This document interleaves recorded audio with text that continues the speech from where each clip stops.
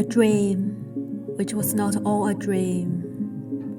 The bright sun was extinguished, and the stars did wander darkling in their eternal space.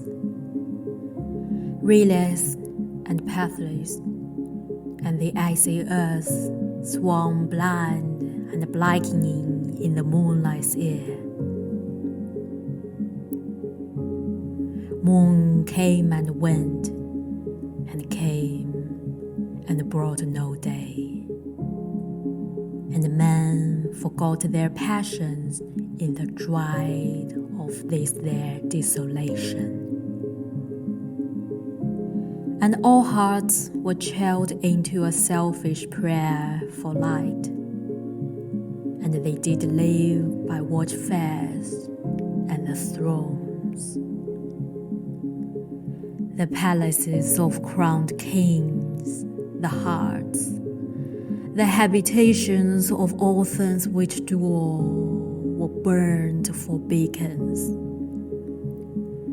Cities were consumed, and men were gathered round their blazing homes to look once more into each other's face.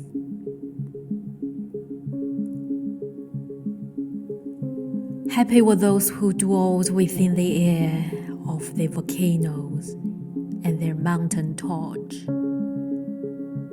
A fearful hope was all the world content.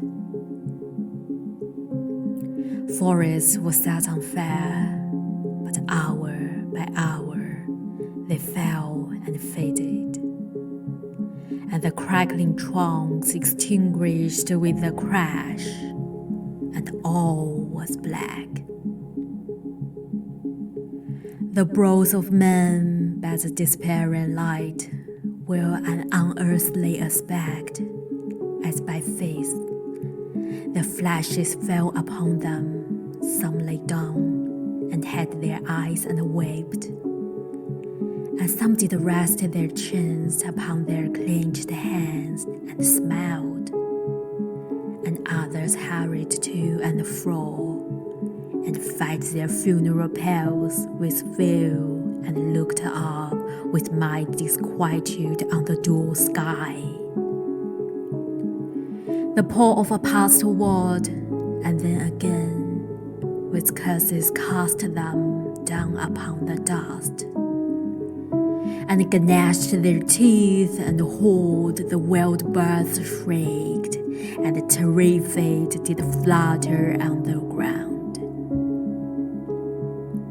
and flapped their useless wings. The wildest broods came tame and tremulous, and the vapors crowd and twined themselves among the multitude. Hissing but stingless, they were slain for food. And war, which for a moment was no more, did glut himself again. A meal was bought with blood, and each sat sleutily apart, gorging himself in gloom. No love was left. All earth was but one thought, and that was death, immediate and inglorious, and the palm of famine fed upon all entrails. Men dead, and their bones were tombless at their flesh. The meager by the meager were devoured. Even dogs assailed their masters, all save one, and he was faithful to a cause, and kept the birds and the beasts and the famished man at bay, till hunger clung them. All the dropping dead lured their lank jaws. Himself sought out no food, but with the piteous and perpetual moon, and the quick desolate cry, licking the hand which answered not with a caress. He dead. The crowd was famished by degrees, two of an enormous city did survive, and they were enemies. They might be beside the dying embers of an altar place, where had been heaped a mass of holy things for an unholy usage. They racked up, and shivering scrubbed with their cold skeleton hands the feeble ashes, and their feeble breath blew for little life and made a flame which was mockery. Then they lifted up their eyes as it grew lighter and beheld each other's aspects, saw and shrinked and dead. Even of their mutual enduriousness they dead.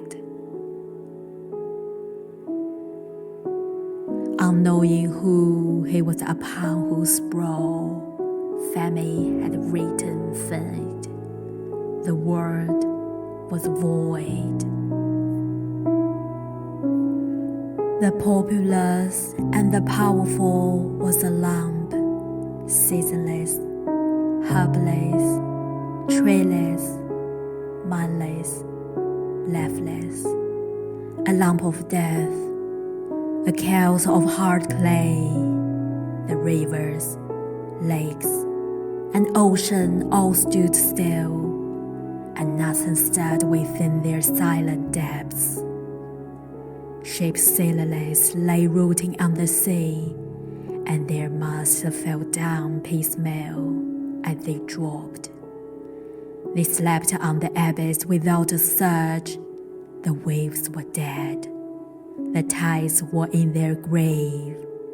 The moon, their mistress, had expired before. The winds were withered in the stagnant air, and the clouds perished.